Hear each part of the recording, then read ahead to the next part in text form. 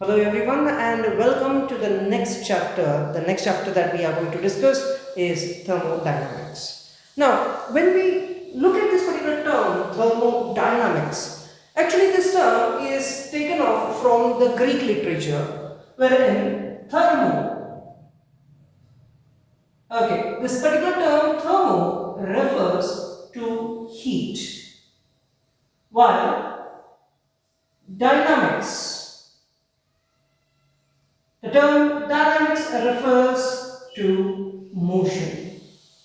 Okay, now this thermodynamics is a branch of chemistry which is going to deal with the different types of energies and the qualitative as the relationships between these particular type of energies. Now, these qualitative type of relationships are going to be discussed in the chapter which we call it as thermodynamics. Okay, so there are certain things that you have to know before jumping into the topic. That is, what thermodynamics helps us with respect to chemistry and what it does not help us with. Okay, so these are the two things which we need to be familiar with. So therefore, taking into look with respect to the thermodynamics.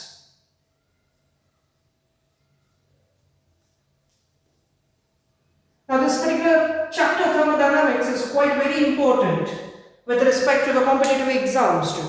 Okay, so let's try and understand how this particular thermodynamics helps us. Now this thermodynamics usually helps us in understanding first point, and that is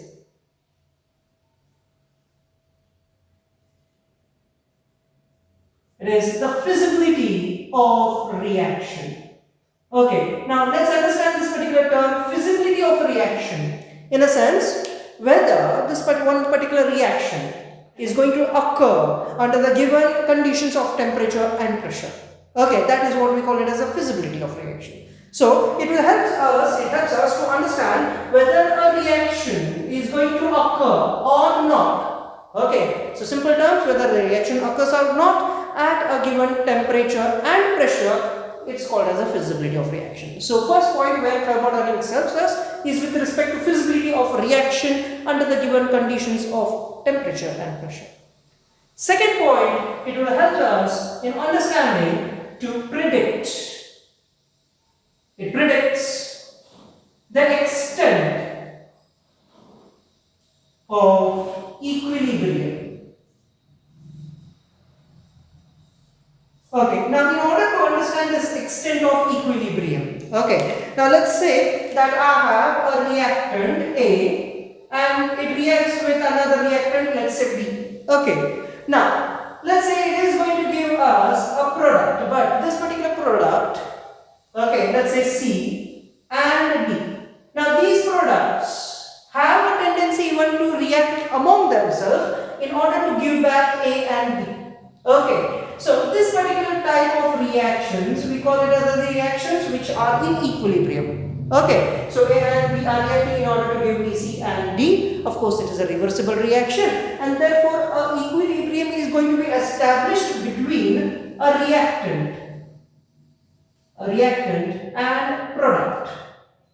Okay, now try to understand that when reactants react, okay, it may give rise to 70% of products and 30% of reactants are still remaining. Okay, so at this condition, an equilibrium may have been set up, or the conditions may be vice versa, like 70% of reactants are there, 30% of products are there, or it can be 50-50%, 80-20%, such kind of relationships wherein the reactants are continuously reacting in order to give us a product and the products are reacting in order to give back the reactants. Okay, and between these states, an equilibrium is established, and equilibrium usually we call it as a dynamic equilibrium.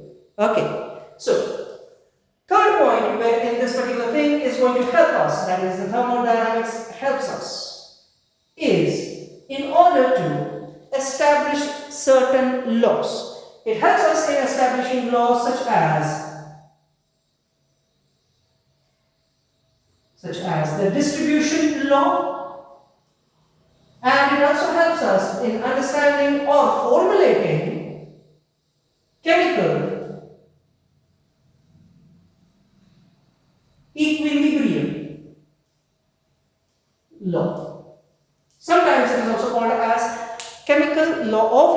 equilibrium also. Okay, so these are the things wherein the thermodynamics helps us. Now there are certain points wherein thermodynamics fails to explain, or it does not help us in that particular category. Let's understand what are the categories wherein thermodynamics does not help us. Okay, so therefore let's observe, let's say that the branch of chemistry, that is the thermodynamics.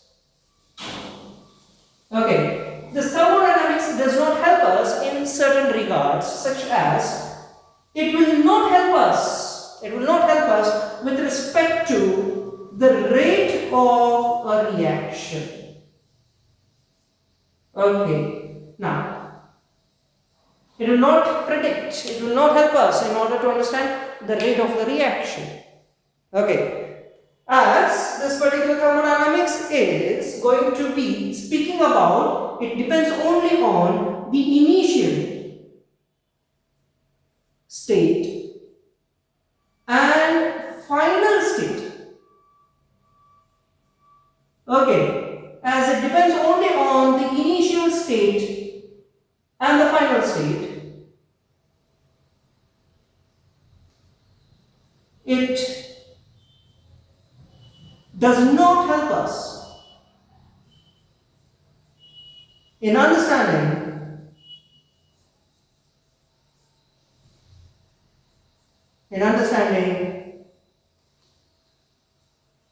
the path forward. Okay, now what this particular statement says is thermodynamics is dependent on the initial state of a system and final state of a system. It will not help us to understand how did this particular system or how this particular reaction has reacted, through what was the pathway it has reacted, what was the reactant which had taken a path for this particular product formation. Okay, so it is not going to help us in understanding the path forward. It will only tell what is the initial state and what is the final state. Okay, now thermodynamics can be applied only to a system which is in the equilibrium already. Okay, so it can be applied only to the system which is in equilibrium. Okay, or you can apply this thermodynamics to a system which is in the equilibrium and which moves from one equilibrium to the another, as what we had said over here. Okay, like whether the 30 to 70% is there, we can move it from 30 to 15%, 50%, like this. So equilibrium is shifting from 30% to 50%. Okay, so you can apply thermodynamics only when you have a system and that system is in equilibrium. Okay. In order to understand thermodynamics, there are certain basic things which you require to know, such as the three important basic things, such as first one is the system, second one is the surrounding, and the third one is the universe. Okay, now in order to understand this entire thing, let us say for a moment that we are going to take one test tube, and in this particular test tube we are going to add certain amount of water. Okay, and we are going to take a pinch of salt and we are going to add it in it, and we are going to simply stir it well. Correct. So when we stir it well, what is going to happen?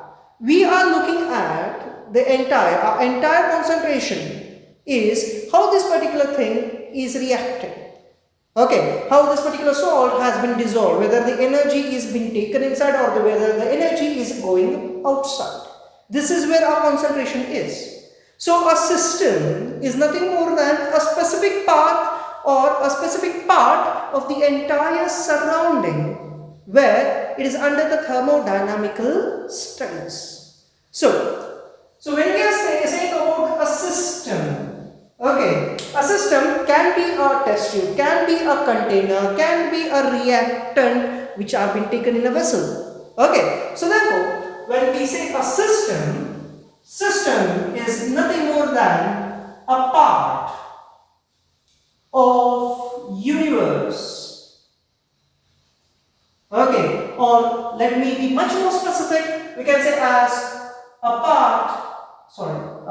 specific part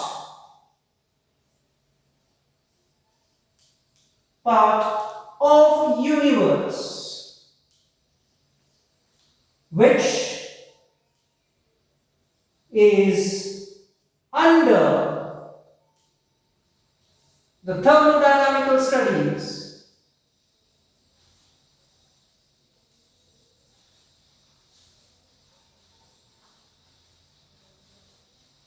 Right? So, now let us say that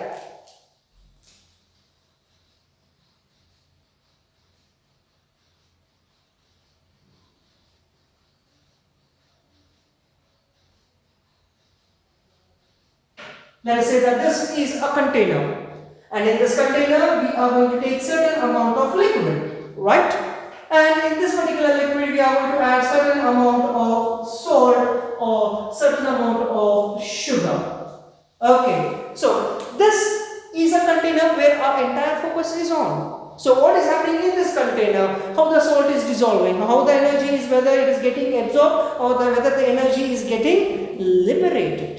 Okay, so entire thing, whatever we are looking at, is with respect to this container. So this container where the entire thing is occurring, we call it as a system. Okay, so this is our system here. Now, the second thing that we need to understand is about the surrounding. The immediate environment around the system, the immediate environment around the system where the energy can be interacted. Okay, when the energy is interacting, and if I take this particular water and if I start to heat it, after some time this particular water gets converted into vapors, and even the vapors will start interacting. Correct? So the particular part of the system where the energy is interacting, okay, that part of the universe is called as the surrounding. So surroundings,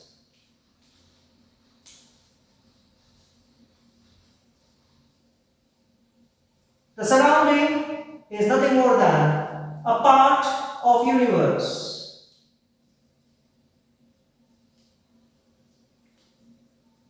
which interacts with the system,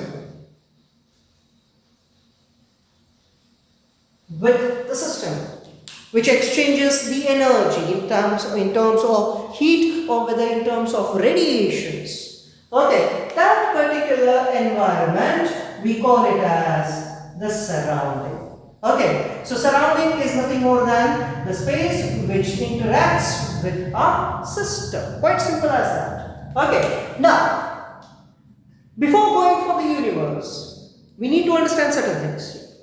Now, if we observe this particular line, right now this particular line is an imaginary line, correct? So, an imaginary line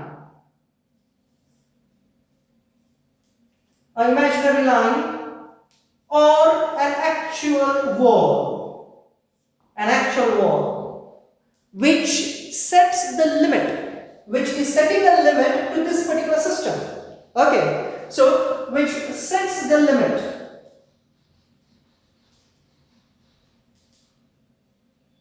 of system. That means it is giving the system an exact dimension, the length, a particular volume, the breadth, correct? So therefore, when it gives a particular limit to this system, which differentiates the system and the surrounding, that imaginary line or the imaginary wall or an actual wall, we call that particular actual wall or an imaginary line, this lines as, it is called as the boundary. Okay, now this entire thing, the entire thing in a sense, the system, the surrounding, and the entire thing is nothing more than a constituent part of our universe. So the universe is nothing more than, it is a combination of your system and surroundings. So this entire thing represents to us our universe, right? So I hope you understood. What is a system? A system is nothing more than a specified part of the universe wherein we are observing with respect to a reaction. We are studying about its reaction and all, correct? That specific part of the universe, we call it as the system. Secondly, the part of the universe which is in contact with the system, wherein the energy can interact, the energy flows can the energy flow can occur over there, correct? Where the mass of the system can also interact. Such kind of environment we call them as surroundings. And universe is nothing more than the system and surroundings put together. We call it as the universe. Okay, so this is how it goes. Now, boundary, we have seen the boundary is nothing more than it can be an imaginary line or it can be an actual wall which sets the limit of the system. Okay, and that particular wall we call it as a boundary. Okay, we'll observe the next thing with respect to the system. Now, let's discuss in detail about the systems. Okay, so when we are speaking about the system, there are different types of system. Okay, such as first one is simply called as an open system. Okay, now in an open system, what happens is that there is a simple system. There is a simple system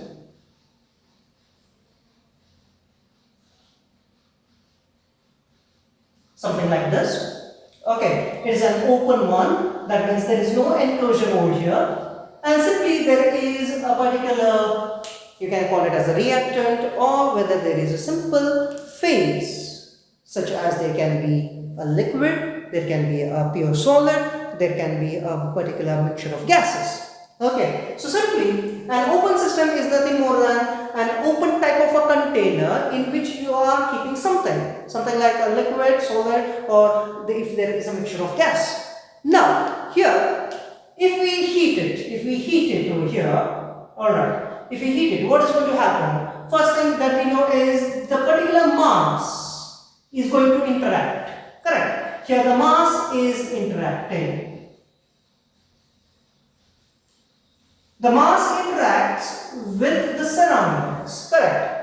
At the same time, as we are heating this, what is going to happen is the energy is going to be liberated. The energy is liberated to the surroundings. So here, in this particular case, we can also call it as, in this particular case, the energy interacts. It interacts with the surroundings, correct? So, such kind of system wherein the mass and the energy interacts with the surrounding, that particular system we call it as an open system. Okay, so we can have an example over here, such as, let's take an example that this is nothing more than we have taken water here, and to this water we are going to add some pellets of sodium. Okay, we are going to add sodium into this. So, the moment that we drop sodium, it will start reacting with water. As it starts reacting, what is going to happen? Some amount of energy is going to be liberated outside because the system starts getting hot. As the system starts getting hot, the energy will be radiated outside in the form of heat energy. Okay, so let's try and understand what are the characteristics of an open system. So first thing that we have already said is that the mass interacts with the surroundings, correct? So if I say M represents the mass of a system, okay, delta M. Delta refers to the change in mass. As it interacts, therefore, can we say that this delta M, change in the mass, is not equal to 0. Remember this. So first characteristic of an open system is, as the mass interacts with the surroundings, the change in mass is not equal to 0. Okay. Now, as energy is also interacting with the surroundings, we can make another note as delta E. Delta E, change in energy of that system, is again not equal to 0. So these are the characteristics of our open system. Okay. So now if we go forward with the next type of system, second system, we call it as the closed system. Okay, so in a closed system, of course, it is going to be just like in this particular open system, but with a package on the top. That is, the entire system is sealed. Okay, so therefore, let us say that this is the system, what we have here. Now this system, of course, now what is going to happen is, to this system, we are going to seal this system from the top side. So therefore, this entire system is going to be packed, something like this. Right? So here, this particular thing has a seal, it has been sealed out. Correct. So whatever the matter that is present in this system, though even if we heat it, whatever happens in this case, what is going to happen here is the matter, as what we have, the matter is not going to interact with the surrounding. Matter does not interact because it is a closed system. Okay, so therefore here can be written as delta M, change in mass, is going to be equal to 0 because matter does not interact. On the other hand, what we have is, as we are heating this, certain amount of energy, of course, is going to interact with the surroundings. Try to understand, these walls are just sealed. Okay, as a result of which the energy interacts with the surroundings. As energy interacts with the surrounding, delta E is not equal to 0. Okay, so this is what we need to understand. So in this particular case, these characteristics are change in mass, yes, is equal to 0, but the change in energy is not equal to 0 because the energy of system is interacting with the surroundings. Okay, so let's go with the third one. So in the third case, what we have is an isolated system.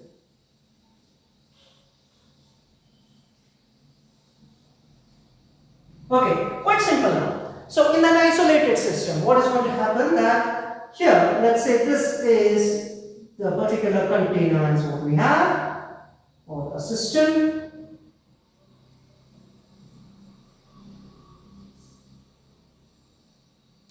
Right? Okay. Now this system is not just closed. Okay, let's say this is a system which contains certain amount of liquid inside. Now this particular system is just not closed. Rather, it is even isolated. It is also insulated. That means the walls are insulated in this case. Okay. So here, if we observe, these particular walls are quite insulated. Okay. So here, the important point that we need to understand is the walls are insulated, right? So when the walls are insulated, neither the energy from the system, nor the matter, both of them do not interact with the surroundings because the walls are quite insulated. So when the walls are insulated, we call this particular system as an isolated system. Okay, so therefore, here if we understand delta M, change in mass, there is no change in mass occurring. So therefore, it is equal to 0. And the next point that we need to understand is change in energy, even that is equal to 0. So these are the characteristics of an isolated system. Okay. So apart from this, we have another two types of system. One is called as a heterogeneous system and the another one is called as a homogeneous system. We will cover those particular aspects in a competitive section. Okay. So right now for a theoretical aspect, we have three types of system. One is either open, closed, and next one is the isolated. In isolated system, we have the walls which are insulated. So insulated walls, what they do is they will not allow the matter neither the energy in order to interact with the surroundings. Okay, so this is how it goes. While in an closed system, we have the walls which are sealed. That means the matter cannot interact with the surroundings. Yes, of course, the energy can interact. While in an open type of system, what we have there, the particular system is quite open. Whatever reaction is happening, it will liberate the energy or it will either absorb the energy inside. So here, energy interacts as well as it is an open, even the matter interacts with the surroundings. So there is a change in mass and there is also a change in the energy. Right? So these are the types of systems. We'll observe the next one, coming towards the next concept.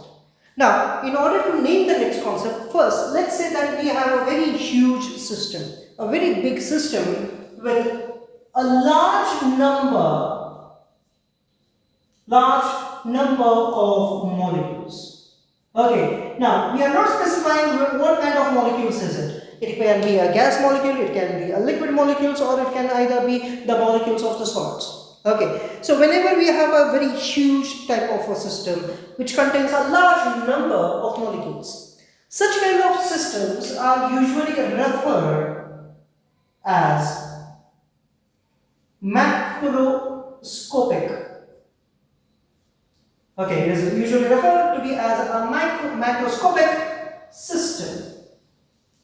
Now, in this macroscopic systems, okay, in these particular systems, whatever the properties it gives rise to, whatever the properties that originate, it all originates because of the bulk of a system. Now, when I am saying bulk of a system in the sense, inside of the system, it originates because of the inside of a system. Okay, so whatever these microscopic systems are there, this macroscopic systems gives rise to properties, and these properties are due to the bulk of the system. Bulk in a sense, the inside material of the system. Okay, now these properties are classified into two categories. The first category, we call them as intensive properties. Okay, and the second one we call them as the extensive properties. Now, we need to understand that what is an intensive property, what is an extensive property, and what is the possible relationship between the intensive and the extensive property. Now, first, let us try to understand intensive property. Now, if I take a water in a small beaker, and if I start to heat this particular water, I'll try to measure what is its boiling point. Okay, let's measure what is going to be the boiling point of that. At the same time, if I take water in a huge container and if I start to heat it, I'll just check what is the boiling point of that water again. So when I see the boiling point of this particular container containing water and this small container containing water, the boiling point remains the same. So such kind of properties which does not depend upon how much quantity you are taking. Okay, such as the reflective indexes, density, okay, what we have over here, boiling points, melting points, okay. So such kind of properties which do not depend upon the quantity of a particular matter. Those particular properties, we include them under the intensive properties. So, intensive properties are the properties which do not depend upon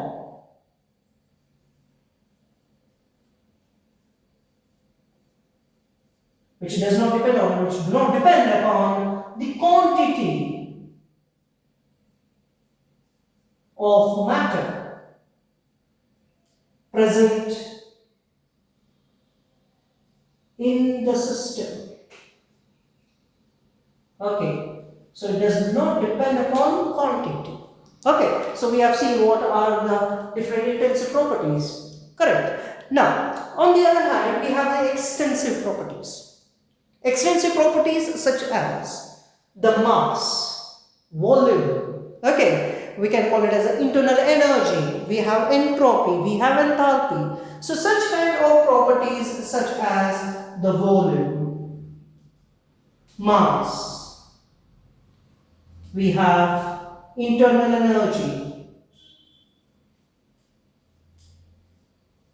we have the enthalpy, we have entropy. Okay, so such kind of properties which depend upon the quantity. Okay, I cannot call the volume of this entire container containing water to be as equal to that of this particular container containing water. Here the volume changes, mass changes, internal energy of this water will be changed with respect to this. Okay, so such kind of properties which does not depend upon how much is the quantity that is present.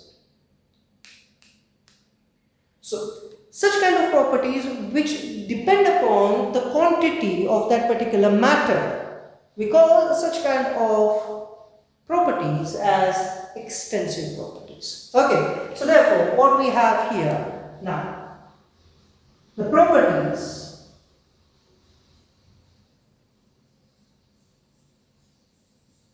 which depend upon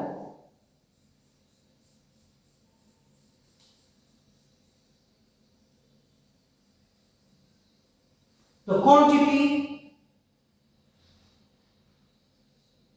of matter present is called as the extensive property. Okay, so now let's observe what is the relationship between intensive and extensive properties. Now remember one thing for your competitive exams, that whenever we represent intensive properties, now I mean very specific here, whenever we have an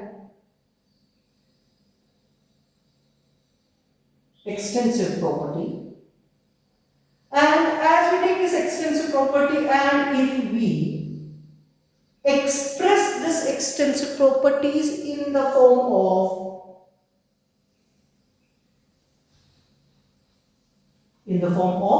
per mole or in the form of per gram. Okay, so when we do this, intensive properties automatically changes to